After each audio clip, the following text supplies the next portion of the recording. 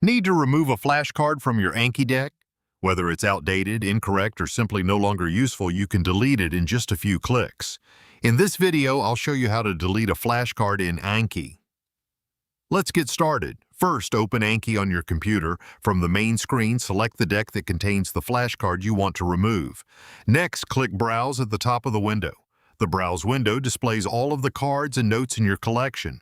Use the left sidebar to select your deck, or use the search bar at the top if you're looking for a specific card. Once you've found the flashcard, click on it to select it. To permanently remove it, click Notes in the menu bar, then choose Delete.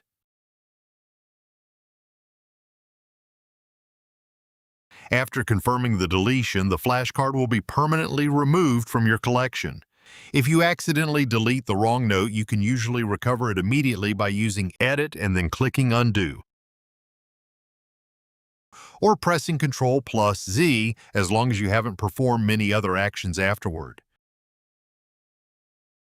If you're not sure whether you want to permanently remove a flashcard, consider suspending it instead. Suspended cards stay in your collection but won't appear during reviews until you unsuspend them. This is useful if you simply want to take a break from studying certain material. Either click on More during your study session, then click on Suspend Card.